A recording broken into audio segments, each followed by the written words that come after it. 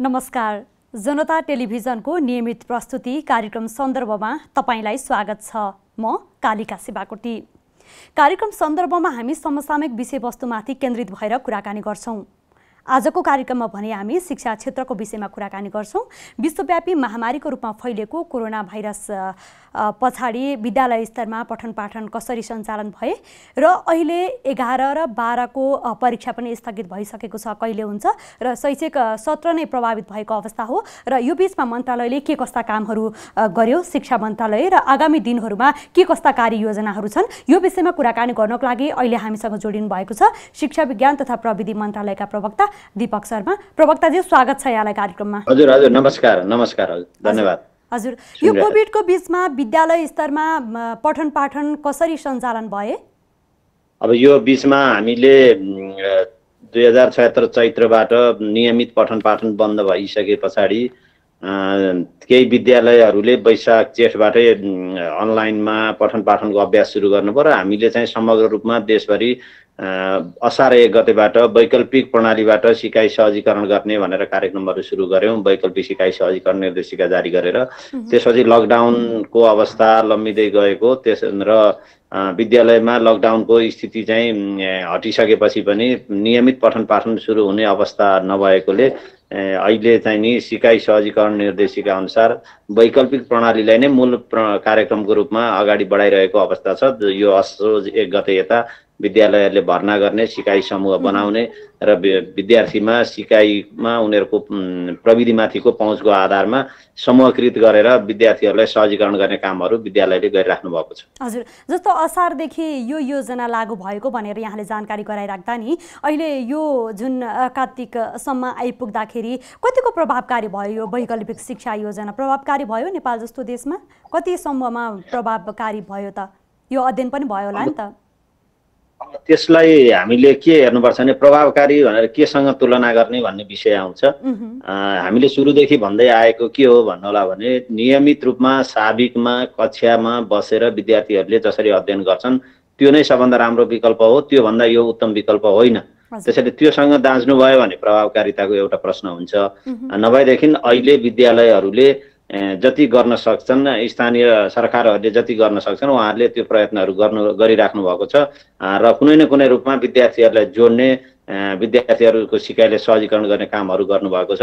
त्यो हिसाबमा यो अहिले जे गरिएको छ यो प्रयासलाई हामीले एउटा उपलब्धिकै रूपमा लिएका छौँ। तर अब तपाईले भने जस्तो कति प्रभावकारी हो भन्ने विषय चाहिँ त्यो चाहिँ विद्यार्थीहरूको सिकाइ उपलब्धि मापन गर्ने बेलामा मात्रै भन्न सकिन्छ। अहिले त्यसरी एउटै निष्कर्षमा यति डिग्री प्रभावकारी भयो यति भएन भन्ने विषय चाहिँ अलिकति वस्तुगत मूल्याङ्कन हुँदैन त्यसको चाहिँ।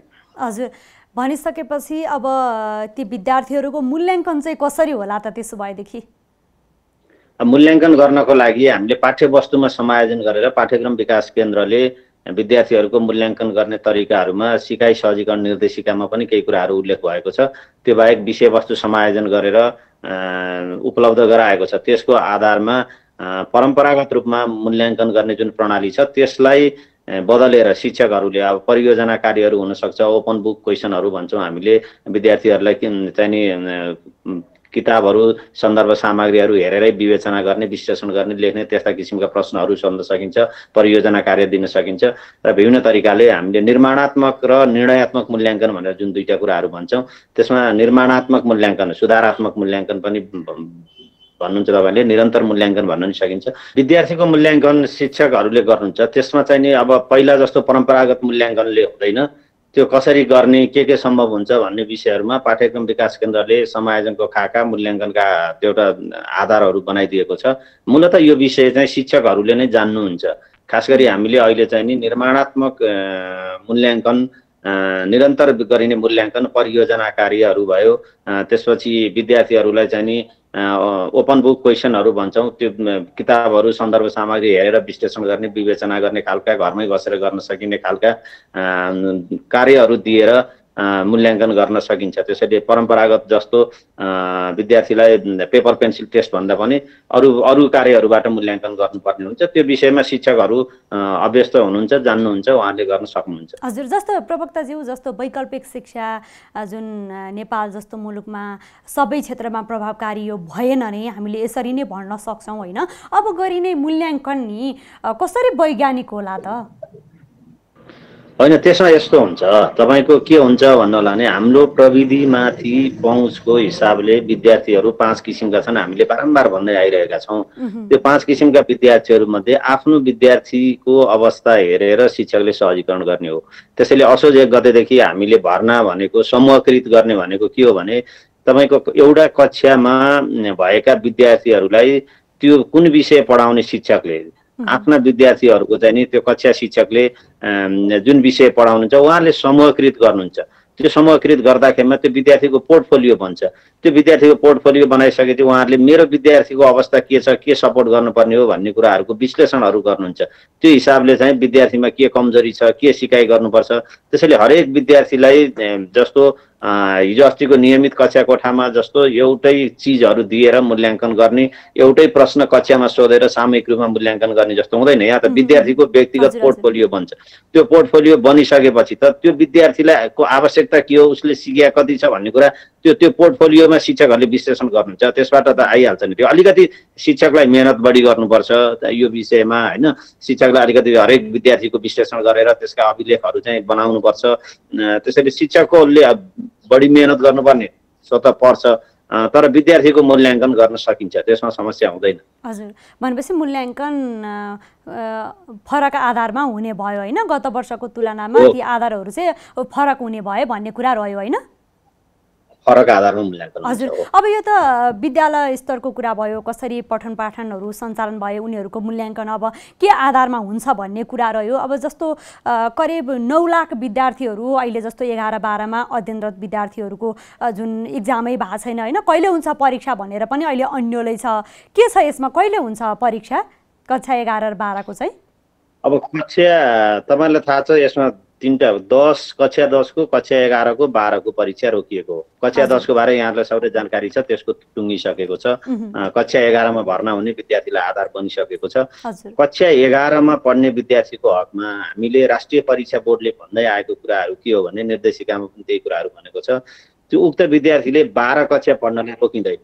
जस्तो भनेको के हो भने कक्षा 10 पास कि फेल भनेर टुङ्गो नलाइकन 11 पढ्न पाउँदैन विद्यार्थीले। तर 11 मा भर्ना भएपछि 12 को परीक्षामा रिजल्ट नआउँदा पनि अनुत्तीर्ण हुँदा, 11 को कक्षामा रिजल्ट नआउँदा अनुत्तीर्ण हुँदा पनि 12 पढ्न पाउने हिजोदेखिकै अभ्यास हो। त्यो हाम्रो कक्षा 11-12 को सुरु भएदेखि।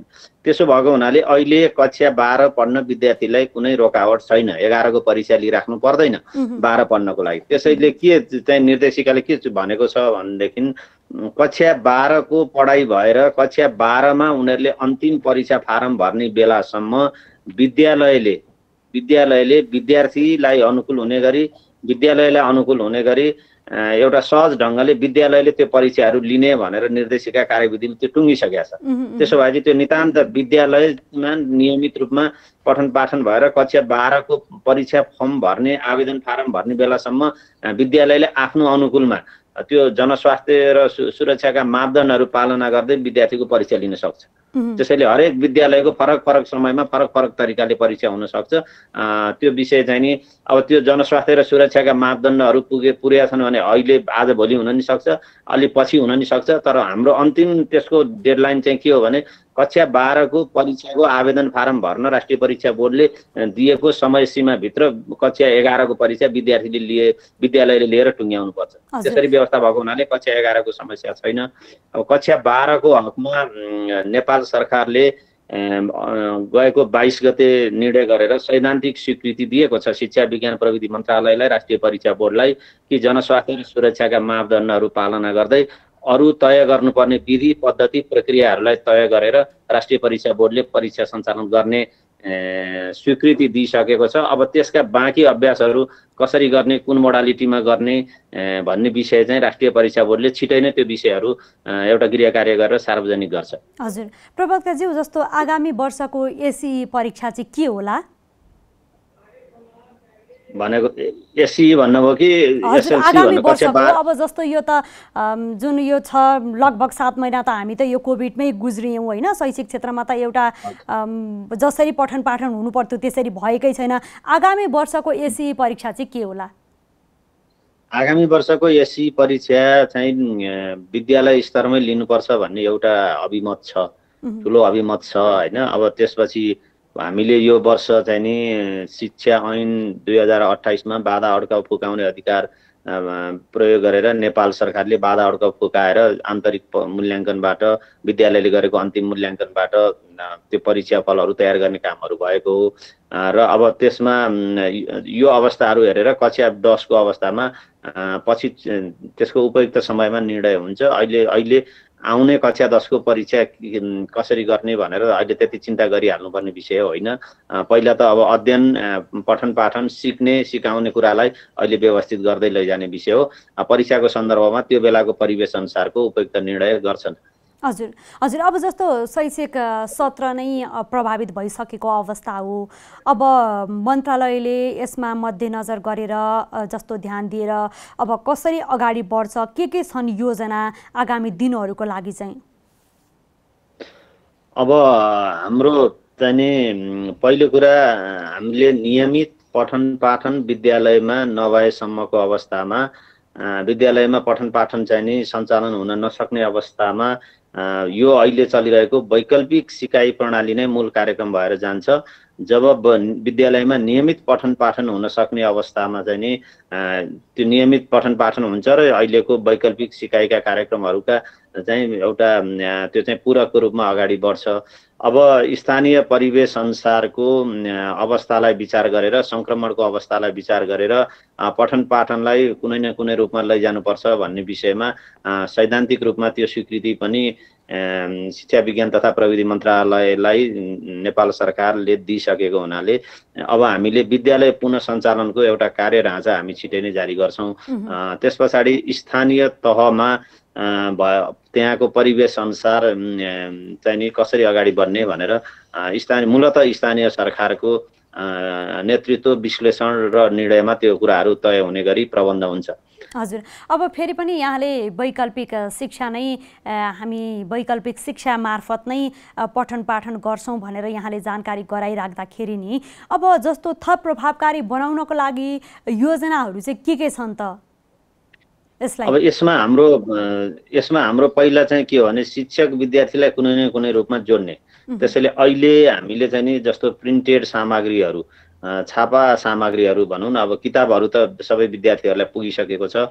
अरू सन्दर्भ सामग्रीहरू विकास गर्ने, पुर्याउने कार्यक्रम हुन्छ। रेडियो टेलिभिजनका कार्यक्रमहरू चाहिँ यथावत हुन्छन्। तपाईँहरूले चाहिँ नि विद्यालय शिक्षा सम्बन्धी नेपाल सरकारले स्वीकृत गरेको आकस्मिक कार्ययोजना त्यो तपाईँहरूले हेरिसक्नु भएको होला, सबैलाई त्यो उपलब्ध छ। त्यसमा हामीले धेरै कुराहरू भनेका छौँ र मूलतः अहिले हामीले अलिकति जोड दिएको चाहिँ जस्तो मोबाइलको चाहिँ नि त्यो क्लोज युजर ग्रुप बनाएर त्यसबाट विद्यार्थी र शिक्षकहरूलाई समूहकृत गरेर जोड्ने र अलिकति त्यसबाट चाहिँ सहजीकरण हुन्छ, फलोअपमा सहजीकरण हुन्छ। शिक्षकले आफ्ना विद्यार्थी सम्पर्क गर्न सजिलो हुन्छ, विद्यार्थीले आफूले चाहेका कुरा शिक्षकहरूलाई सोध्न सजिलो हुन्छ भन्ने हिसाबले सबै सामुदायिक विद्यालयहरूमा मोबाइल सेवालाई एउटा सियुजी अन्तर्गत आबद्ध गरेर त्यसरी चाहिँ नि एउटा व्यवस्था प्रबन्ध गराउने कुराहरू नेपाल सरकारको आकस्मिक कार्ययोजनामा पनि छ र त्यो विषय यहाँहरूले समाचारहरू पनि आएको होला, कतिपय विद्यालयहरूमा त्यो प्रक्रिया सुरु भइसकेको पनि छ। हजुर, अब जस्तो सुरुमा निर्देशिका अनि कार्ययोजना त्यसरी ल्याउनु भयो होइन मन्त्रालय अन्तर्गत, यसमा के फरक छ यसमा चाहिँ? होइन, निर्देशिका चाहिँ नि त्यो चाहिँ नि एउटा प्रणालीको कुराहरू गर्छ त्यसले होइन। जसरी चाहिँ नि त्यो विद्यार्थीहरूको समूहकृत गर्ने आधारहरू के हो, त्यसपछि मूल्याङ्कन गर्ने आधारहरू के हो, त्यसपछि अब कस्तो विद्यार्थीलाई कस्तो किसिमले सपोर्ट गर्ने, विद्यालयको भूमिका के हुन्छ, शिक्षकको भूमिका के हुन्छ, शिक्षकले के भूमिका खेल्नुपर्छ, विद्यालय व्यवस्थापन समितिले के गर्नुपर्छ, स्थानीय सरकारले के गर्ने हो भन्ने कुराहरूको एउटा मार्गदर्शन चाहिँ त्यो निर्देशिकाले गर्छ। अब कार्ययोजना भने चाहिँ त्यसैलाई कार्यान्वयनमा लैजाने हो। कुन काम कुन समयमा कसरी गर्ने भन्ने विषय चाहिँ कार्ययोजनामा आउँछ। त्यो चाहिँ नि जस्तो भनौँ न तपाईँको चाहिँ नि सियुजीमा आबद्ध गर्ने भनेर चाहिँ अब निर्देशिकाहरूमा चाहिँ नि हामीले त्यसलाई गर्न सकिनेछ, अनलाइनबाट चाहिँ उपलब्ध गराउन सकिनेछ, डाटा प्याकेज उपलब्ध गराउन सकिनेछ भन्ने यस्ता विषयहरू कुनै पनि प्रविधिलाई प्रयोग गर्न सकिन्छ भन्ने विषयहरू निर्देशिकामा हुन्छ। र त्यसपछि अब सियुजीमा कहिलेसम्म आबद्ध गर्ने, कसरी जाने भन्ने कुराहरू कार्ययोजनामा छ। त्यो अन्तर सम्बन्धित नै हो, तर निर्देशिका मूलतः त्यसले मार्गदर्शन गर्छ, कार्ययोजना बढी चाहिँ त्यसको कार्यान्वयन पक्षसँग समय सीमासँग त्यो जोडिएको हुन्छ। हजुर, अब जस्तो वैकल्पिक शिक्षामा जस्तो यहाँहरू त्यसरी जाँदाखेरि नि सङ्घ प्रदेश र स्थानीय तहमा राम्रोसँग जुन समन्वय हुनुपर्ने हो त्यो भएन भन्ने कुरा पनि सुनिएको छ। होइन, त्यो चाहिँ नि यस्तो छ, अब समन्वय भइराखेको छ र जहाँ समन्वय भएन भन्ने गुनासाहरू आएका छन्, त्यो चाहिँ नि समन्वय राम्रो बनाऊ भन्ने अभिप्रायले त्यो चाहिँ एउटा पवित्र आकाङ्क्षाले त्यो कुराहरू चाहिँ आएको विषयहरू हो। र त्यो विषयमा जहाँ ती प्रश्नहरू आएका छन् त्यहाँ सबै सङ्घीय सरकार पनि त्यसमा चाहिँ नि सचेत छ, क्रियाशील छ, प्रदेश र स्थानीय सरकारहरू पनि त्यसमा क्रियाशील हुनुभएको छ। त्यसैले त्यो चाहिँ नि गुनासोलाई हामीले चाहिँ नि यसलाई सुधार गरौँ, राम्रो बनाऊ भन्ने एउटा पवित्र आकाङ्क्षाले त्यो कुराहरू उठेका हुन् भन्ने बुझ्नुपर्छ। त्यसले त्यो पनि एउटा सुधारको अभियान हो, त्यसले हामीलाई एउटा सबलीकरण नै गर्छ अभियानमा। हजुर, अब अलिकति निजी विद्यालयको पनि कुरा गरौँ। जस्तो भर्चुअल क्लास गर्ने जुन भनिराख्दाखेरि निजी विद्यालयहरूले पनि त्यसरी पठन पाठन सुरु गर्दाखेरि अभिभावकहरूले के भन्नुभयो भनेदेखि भौतिक रूपमा उपस्थित नभइकन हामीले किन शुल्क तिर्ने भन्ने कुरा नै रह्यो। र अर्कोतर्फ शुल्क कतिपय विद्यालयहरूले धेरैजसो विद्यालयहरूले लिएर पनि शिक्षकहरूलाई चाहिँ तलब नदिएको गुनासोहरू पनि बाहिर आयो। यसलाई चाहिँ मन्त्रालयले कसरी हेरेको छ यो कुरालाई चाहिँ? होइन, पहिला हामीले के बुझ्नुपर्छ भने हामीले सरकारले के भन्छ भने माध्यमिक तहसम्म सबै कक्षाहरूमा निशुल्क अध्ययन गर्नको लागि सार्वजनिक विद्यालयहरूको प्रबन्ध गरिएको हो। त्यसैले हामी सबै अभिभावकहरूलाई बालबालिकाहरूलाई चाहिँ नि सार्वजनिक विद्यालयमा निशुल्क पढ्न नै आग्रह गर्छौँ, पहिलो कुरो। अब दोस्रो कुरो के भने राज्यले निजी क्षेत्रलाई पनि हाम्रो चाहिँ जुन भनौँ न अब संविधानले व्यवस्था गरेको प्रबन्ध गरेको 3 खम्बे अर्थनीति अन्तर्गतको एउटा चाहिँ नि भनौँ न अब निजी क्षेत्र पनि शिक्षामा क्रियाशील छ। यद्यपि अब यो हुनुहुन्छ हुनुहुँदैन विवाद आफ्नो ठाउँमा छ, तर त्यहाँ निजी लगानीका विद्यालयहरू पनि भएको हुनाले अभिभावकलाई छान्ने स्वतन्त्रता भयो र उहाँहरू छानेर जानुभयो। उहाँहरू चाहिँ के भने रहरले एक हिसाबले उहाँहरूको चोइस हो, हामी केही कन्ट्रिब्युसन गर्छौँ, हामी लगानी गर्छौँ बालबालिकाको लागि, हामी चाहिँ नि अभिभावकले लगानी गर्छौँ र हामी पढाउँछौँ भनेर जान्नुभयो। त्यसो भए शुल्कको विषय के हो भने त्यो चाहिँ नि अब निजी लगानीका विद्यालयहरूमा पढाउने चाहना राख्ने अभिभावकहरूले निश्चित रूपमा शुल्क चाहिँ तिर्नुपर्ने हुन्छ, त्यो उहाँहरूले तिर्नुहुन्छ पनि। अब त्यो शुल्क कसरी निर्धारण गर्ने त भन्दाखेरिमा त्यसमा हाम्रो स्थानीय सरकार सञ्चालन ऐन लागू भएपछि विद्यालयहरूको सबै अनुमति स्वीकृतिका सबै प्रबन्धहरू स्थानीय सरकारबाट हुने हुँदा त्यो फीको निर्धारण स्थानीय तहबाट हुन्छ। त्यसको लागि के गर्नुपर्छ भन्दा विद्यालयले आफ्नो व्यवस्थापन समिति, हरेक विद्यालयमा व्यवस्थापन समिति हुन्छ, त्यो व्यवस्थापन समितिमा अभिभावकको पनि प्रतिनिधित्व रहेको छ। त्यसैले व्यवस्थापन समितिबाट अहिलेको परिवेश अनुसारको के लिन उपयुक्त छ, के लिन उपयुक्त छैन, कति लिने, के सेवा दिने, त्यसको आधारमा के लिने भन्ने कुराहरूको चाहिँ प्रष्ट प्रस्तावना बनाएर विद्यालयले स्थानीय सरकारको स्वीकृति लिनुपर्छ र स्थानीय सरकारले स्वीकृति दिएको सीमाभित्र विद्यालयले आफ्ना विद्यार्थीहरूसँग फी लिन सक्छ। त्यो प्रबन्ध हो, त्यसरी नै कार्यान्वयन गर्नुपर्छ र धेरै ठाउँमा त्यसरी गरिराख्नु भएको छ, समस्या छैन। अब केही ठाउँमा समस्याहरू चाहिँ देखिएका छन्, ती कुराहरू गुनासाहरू आएका छन्।